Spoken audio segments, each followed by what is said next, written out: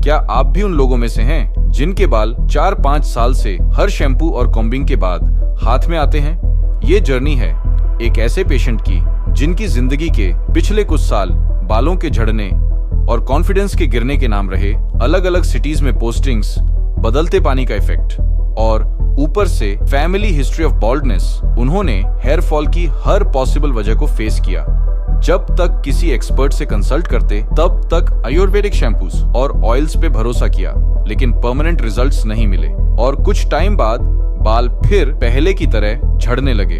उनका मानना है पर्सनैलिटी में 60 से 70% रोल बालों का होता है और जब ये बाल नहीं थे तो फैमिली गैदरिंग्स हो या दोस्तों के साथ फोटोज लेना, उन्हें हर जगह एक हेजिटेशन फील होती थी। तब उन्होंने की अपने ट्रस्टेड फ्रेंड्स से बात और की थोड़ी रिसर्च और यही से उनको पता चला QHT क्लिनिक के बारे में। एक क्लिनिक जहाँ के रिजल्ट्स उन्हें सिर्फ कॉन्फिडेंस नहीं बल्कि एक नई पहचान भी देने वाले थे। तो पेशेंट की जर्नी को डिटेल में जानने के लिए वीडियो को एंड तक जरूर देखिए। सबसे पहले जानते हैं उन चैलेंजेस के बारे में जो पेशेंट ने बॉल्डनेस के कारण फेस किए, उनके स्ट्रगल्स, उनके इमोशंस और उन लम्हों के बारे में जब उनका कॉन्फिडेंस बार बार टेस्ट हुआ। हेलो, मेरा नाम सुखबीर सिंह है। मेरी एज 34 ईयर्स है और मैं अपनी बॉल्डनेस से, हेयर फॉल से लगभग 4-5 साल से परेशान हूँ और मैं अब QHT क्लिनिक हरिद्वार आया हूँ इसके सोल्यूशन के लिए। लगभग 3-4 साल से मैं इस समस्या से जूझ रहा हूँ। जब मैं शैम्पू करता हूँ, कंघी करता हूँ तो काफ़ी बाल झड़ते थे, तो मुझे लग रहा था कि ये बाल झड़ रहे हैं तो डेंसिटी कम हो रही है, वॉल्यूम कम हो रही है। उस टाइम पे तभी से ये प्रॉब्लम शुरू हो गई थी। तो जैसे ही मेरी अलग अलग जगह पर पोस्टिंग्स हुई, वहाँ पर अलग अलग जगह पे पानी चेंज होने की वजह से हेयर फॉल इंक्रीज हुआ और मेरे फादर की साइड से भी वहाँ पर बोल्डनेस का इशू है। तो अब तक मैंने इसके लिए कोई ट्रीटमेंट वगैरह कुछ नहीं लिया है। मैंने सिर्फ आयुर्वेदिक शैम्पू, आयुर्वेदिक तेल वगैरह यूज़ किए हैं हेयर फॉल कंट्रोल करने के लिए बस। तो जैसे मैंने काफ़ी टाइम से शैम्पू और तेल यूज़ किया है आयुर्वेदिक, तो उससे मुझे थोड़ा कंट्रोल लगता है, लेकिन उतना सेटिस्फैक्ट्री रिजल्ट नहीं है उससे। तो मेरे हिसाब से जो बालों का पर्सनैलिटी में योगदान है लगभग 60 से 70% है। तो जैसे हम प्रोफेशनल लाइफ में या फिर फ्रेंड्स के बीच में बैठते हैं, फ़ोटो खिंचवाने में, वीडियो बनवाने में थोड़ा सा हेजिटेशन होती है और इससे लुक में काफ़ी चेंज आता है, पर्सनैलिटी में काफ़ी चेंज आता है। तो ये इसका एक हेयर फॉल का, बॉल्डनेस का नेगेटिव इफेक्ट है। हेयर ट्रांसप्लांट के बारे में मैं लगभग 6 महीने से प्लान कर रहा हूँ और मैं अलग अलग सोशल मीडिया के थ्रू और अपने फ्रेंड्स के थ्रू मैं पता कर रहा हूँ कि कौन सी जगह अच्छी है। तो मुझे सोशल मीडिया के थ्रू QHT क्लिनिक का पता चला और इसीलिए मैं हरिद्वार QHT क्लिनिक पे आया हूँ, क्योंकि मैंने सोशल मीडिया पे, इंस्टाग्राम पे इसके रिजल्ट्स देखे। यहाँ पर बहुत सारे सेलिब्रिटीज़ ने भी हेयर ट्रांसप्लांटेशन करवाया है, उनके काफ़ी अच्छे रिजल्ट्स हैं। और सेकंड चीज़, यहाँ पे जो टेक्निक है वो अच्छी है, उसका सक्सेस रेट काफ़ी ज़्यादा है और जिससे आपके जो बाल हैं, जो रिजल्ट आएगा वो नियर टू नेचुरल आपका लगेगा, अच्छा लुक आएगा। तो QHT means quick hair transplant और यहाँ पर वो टेक्निक यूज़ की जाती है, काफ़ी एडवांस टेक्निक है। इसमें क्या होता है, हम ग्राफ्टिंग करते हैं तो जितना जल्दी हो सके हम उनको इम्प्लांट कर देते हैं सर के अंदर और उससे जो फॉलिकल्स हैं, जो उनकी जड़ है, उसका काफ़ी सक्सेस रेट काफ़ी बढ़ जाता है 95 to 99% तक। तो जब मैंने फैमिली में बताया कि मैं हेयर ट्रांसप्लांट कराने जा रहा हूँ तो उनका पूरा सपोर्ट था। वो कह रहे थे कि आप एज के हिसाब से अभी करवा लो, अभी तो आपकी कम एज है, आपका लुक अच्छा आएगा, पर्सनैलिटी अच्छी बनेगी, आपको ऑफिस में जाना है, फ्रेंड्स में, बाहर रिलेटिव्स में आपकी अच्छी पर्सनैलिटी और अच्छा लुक बनेगा। तो वो पूरे सपोर्ट में थे और उन्होंने मुझे बिल्कुल रेडी करके हौसला देके भेजा है और ऑल द बेस्ट देके भेजा है। जब मैंने QHT की टीम से फ़ोन से कॉन्टेक्ट किया ऑनलाइन, तो उन्होंने मुझे बताया, उन्होंने मुझे कुछ फ़ोटो मांगी, अलग अलग एंगल से मैंने उनको फ़ोटो भेज दी और उन्होंने मेरा जो एरिया था उसको देख के उन्होंने मुझे लगभग 5000 ग्राफ्ट्स की रिक्वायरमेंट के बारे में बताया। हेयर ट्रांसप्लांट को लेके कुछ डाउट्स हैं, थोड़ा नर्वस भी हूँ मैं। अभी जो मेरी एक्सपेक्टेशन है वो ये है कि मेरा जो मतलब लुक आएगा, जो रिजल्ट आएगा वो काफ़ी अच्छा हो और जिससे मेरी पर्सनैलिटी और लुक अच्छा बने। और मुझे थोड़ा सा नर्वसनेस भी है, लेकिन मैं ज़्यादा मतलब उसके लिए टेंशन नहीं ले रहा हूँ और मैं पूरा कॉन्फिडेंट हूँ, मुझे ये करवाना ही है और मुझे पता है कि QHT भी काफ़ी अच्छे रिजल्ट आएंगे इसके। तो सबसे पहले जब मैं यहाँ पे आया तो मेरा ब्लड टेस्ट किया गया और अभी ब्लड रिपोर्ट वो बाद में आएंगी। उसके बाद मेरी काउंसलिंग हुई डॉक्टर के साथ। डॉक्टर्स से मेरी काफ़ी डिस्कशन हुई, उन्होंने मेरे डाउट्स पूछे और मैंने अपने कुछ डाउट बताए उनको। उन्होंने सारा कुछ क्लियर किया मुझे सर्जरी के बारे में। और उसके बाद मैं दूसरे डॉक्टर के पास गया, उन्होंने मेरा बीपी चेक किया और फिर उन्होंने मुझे बताया कि आप मेडिकली हेयर ट्रांसप्लांट के लिए बिल्कुल रेडी हो और मेरी ब्लड रिपोर्ट आ चुकी है, अब मैं जा रहा हूँ हेयर ट्रांसप्लांट के लिए। और आगे बीच बीच में जो भी प्रोसीजर होंगे, जो भी रिजल्ट्स आएंगे, मैं आपको बताता रहूँगा, मैं आपको इन्फॉर्म करता रहूँगा। तब तक आप जुड़े रहिए मेरी जर्नी से। All the best QHT।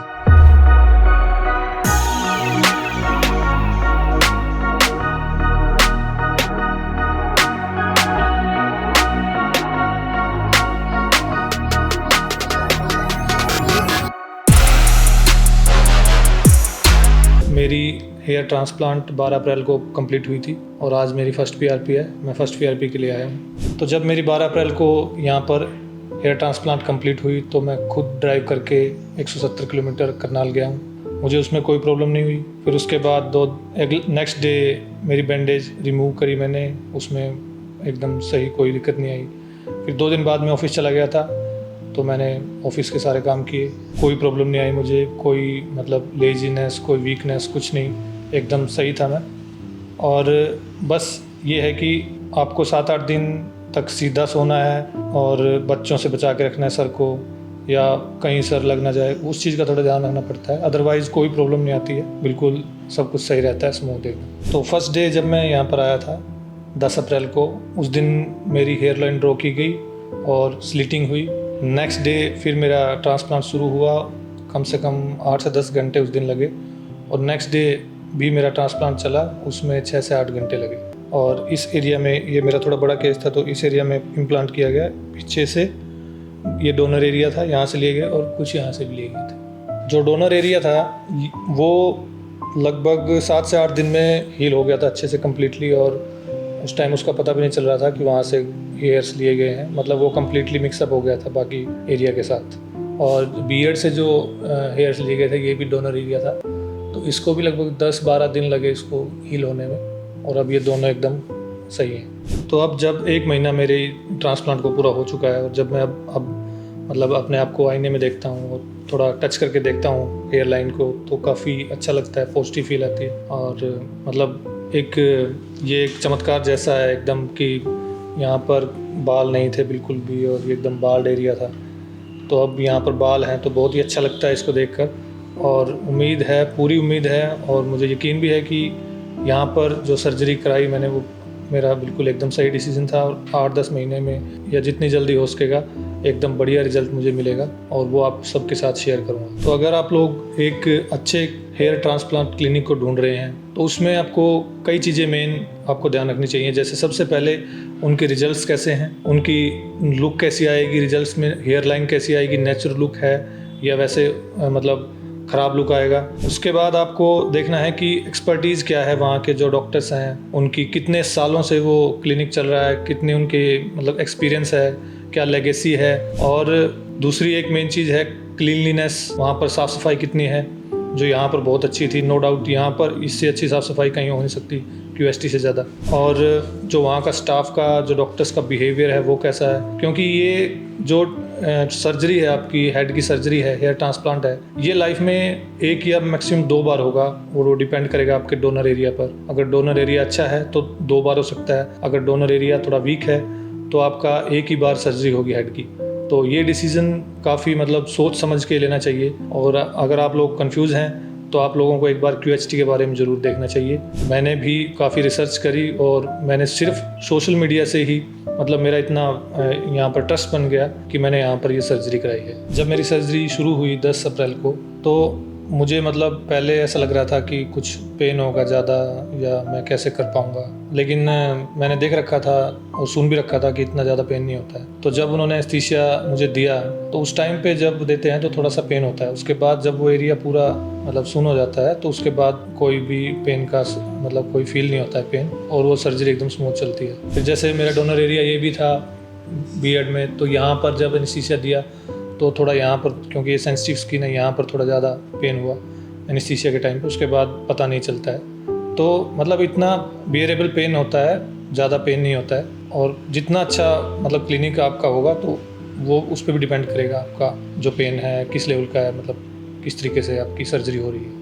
आज मैं फर्स्ट PRP के लिए आया हूँ। मेरी ट्रांसप्लांट को 1 महीना पूरा हो चुका है और मतलब जब मैं आया था तो मुझे लग रहा था कि यहाँ पर आज फिर पेन थोड़ा झेलना पड़ेगा। पेन मैं थोड़ा सोच रहा था इस बारे में। उन्होंने बताया कि ज़्यादा पेन नहीं होगा, तो मेरा ब्लड लिया गया, उसमें से प्लाज्मा निकाल के उसको इंजेक्ट किया गया जहाँ पर इम्प्लांटेड एरिया है वहाँ पर, और उसमें 10 से 15 मिनट लगे और वो मतलब इतना पेन नहीं हुआ, कोई ज़्यादा प्रॉब्लम नहीं आई और वो बहुत जल्दी हो गया। और मुझे मतलब पहली बार कराया मैंने तो मुझे लगा था कि थोड़ा लंबा होगा, थोड़ा पेन ज़्यादा होगा, लेकिन ऐसा कुछ नहीं हुआ, बहुत स्मूथ था, सब कुछ सही हुआ।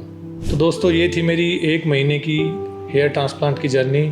फर्स्ट PRP हो चुका है और ये काफ़ी अच्छी रही जर्नी। मुझे काफ़ी कॉन्फिडेंस मिल रहा है, अच्छा लग रहा है अपने आप को देखकर, टच करके। और आगे मैं आपसे फिर मिलूँगा नेक्स्ट PRP पे। तब तक के लिए thank you so much.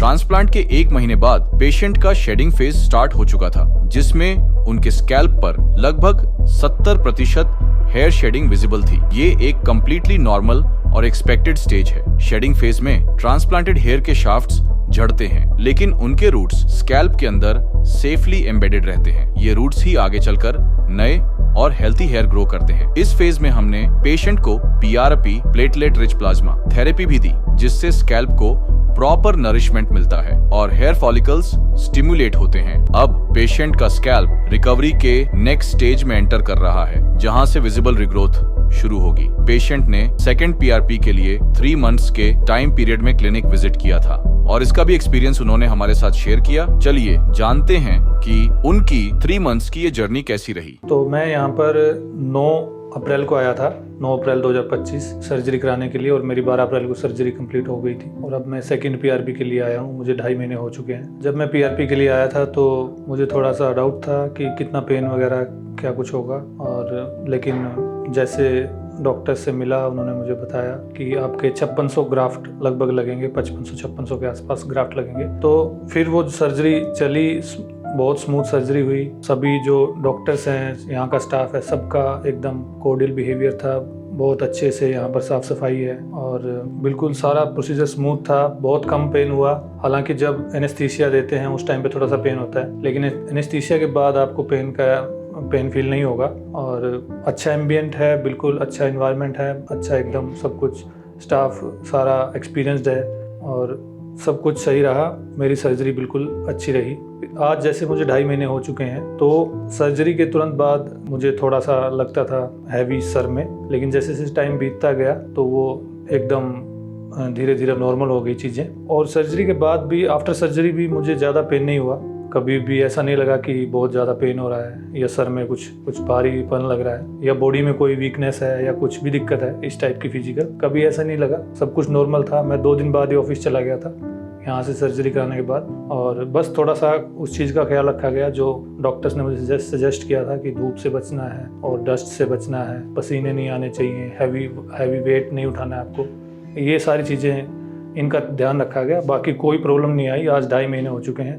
1 PRP मेरी पहले हो चुकी है, दूसरी मैं अब करा चुका हूँ। तो एकदम सब कुछ स्मूथ चल रहा है और रिजल्ट भी मुझे अच्छा लग रहा है अभी। और डॉक्टर्स भी सजेस्ट कर रहे हैं कि आपके जो रिजल्ट्स हैं वो एज पर एक्सपेक्टेशन आ रहे हैं। तो मुझे उम्मीद है पूरी कि अच्छा रिजल्ट रहेगा। जब मैं सर्जरी करा के यहाँ से घर पे गया था तो 1 दिन बाद बैंडेज रिमूव हुई, तो डोनर एरिया हमने देखा, मैंने मतलब फ़ोटोज़ में देखा, शीशे में देखा। और उसके बाद वो डोनर एरिया लगभग 5 से 7 दिन में हील हो चुका था। उसके बाद वहाँ पर ऐसी कोई प्रॉब्लम नहीं आई। और अब आज की अगर बात करें तो डोनर एरिया का बिल्कुल भी पता नहीं चल रहा है कि वहाँ से लगभग 5000-5500 ग्राफ्ट लिए गए हैं। तो वो एकदम रिकवर कर चुका है और वहाँ पे बिल्कुल अच्छी ग्रोथ है बालों की। और जो इम्प्लांटेड एरिया है वहाँ पर भी मतलब अच्छी ग्रोथ दिख रही है, वहाँ पर भी सही चल रहा है। जैसे अभी मुझे 2.5 महीने हुए हैं तो मेरी जो हेयर लाइन है वो अभी कंप्लीट नहीं हुई है, लेकिन वो मुझे उम्मीद है कि वो 6 महीने में 8 महीने में अच्छी तरह से आएगी और वो एकदम नेचुरल लग रही है अभी तक। उसमें मुझे बिल्कुल ऐसे मेरे फेस के हिसाब से अच्छी लग रही है। और डॉक्टर्स ने जैसे मुझे सजेस्ट किया था कि आपकी जो पूरी हेयर लाइन और पूरी ग्रोथ है वो 10 महीने में एकदम सही आ जाएगी, तो उसी हिसाब से अभी ग्रोथ चल रही है। आफ्टर सर्जरी जब मैं 1 महीने बाद यहाँ पे आया था तो मेरी पहली PRP हुई। और PRP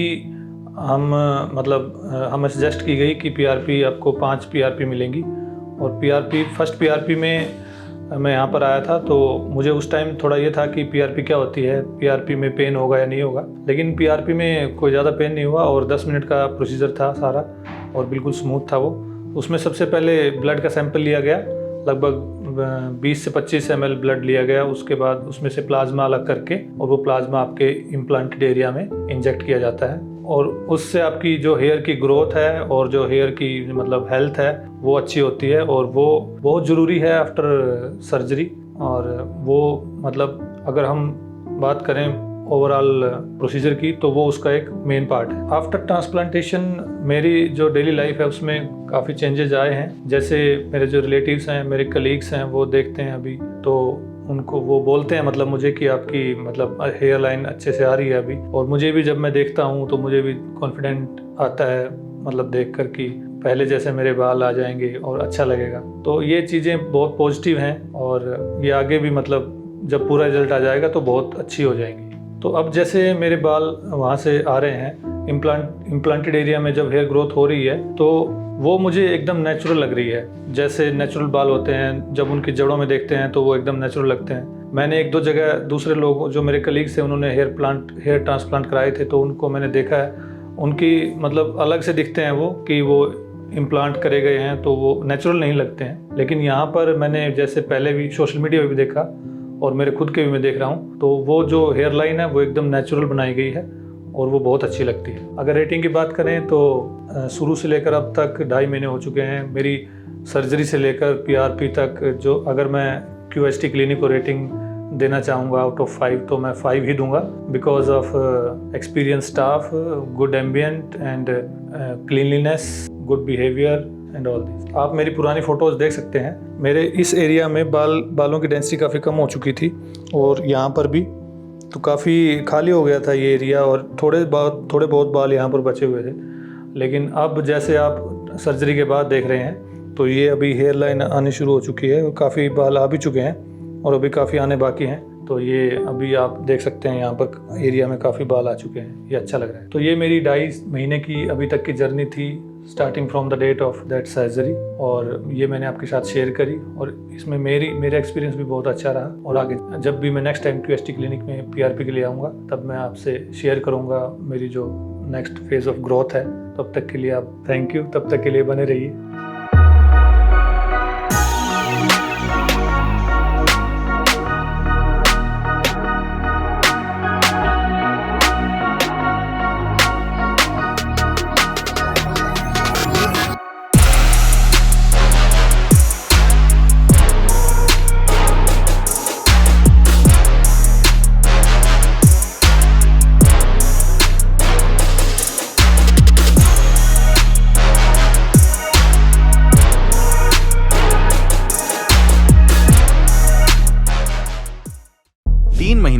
पेशेंट अपनी हेयर ट्रांसप्लांट प्रोग्रेस से काफी खुश और सेटिस्फाइड थे। शेडिंग फेज अब कंप्लीटली ओवर हो चुका था और हेयरलाइन की रफ आउटलाइन दिखने लगी थी। हालांकि अभी क्लियरली डिफाइंड लुक आने में थोड़ा और टाइम लगेगा। फ्रंटल एरिया में बेबी हेयर्स ग्रो करना शुरू हो गए थे, जो अर्ली रीग्रोथ का पॉजिटिव साइन है। मिड स्कैल्प और क्राउन रीजन में थोड़ी बेटर ग्रोथ दिख रही थी क्योंकि वहाँ नेटिव फॉलिकल्स भी प्रेजेंट थे। इस वजह से वहाँ की डेंसिटी कंपैरेटिवली ज्यादा लग रही थी as compared to frontal area. अभी ये ग्रोथ फेज की सिर्फ स्टार्टिंग थी। अपकमिंग मंथ्स में हेयर थिकनेस और डेंसिटी ग्रेजुअली इंप्रूव होगी और स्कैल्प पर एक वॉल्यूमिनस लुक डेवलप होगा। यह एक ऐसा फेज है जिसमें पेशेंट को पेशेंस रखना होता है क्योंकि हेयर ग्रोथ एक नेचुरल बायोलॉजिकल प्रोसेस है जो टाइम के साथ इंप्रूव होता है। ये अभी सिर्फ शुरुआत है। हम पेशेंट के अपकमिंग मंथ्स की प्रोग्रेस भी आपके साथ शेयर करते रहेंगे। अगर आप भी हमारे पेशेंट की तरह अपने लुक्स को एनहांस करना चाहते हैं तो आज ही हमारे एक्सपर्ट्स के साथ कंसल्टेशन बुक करें।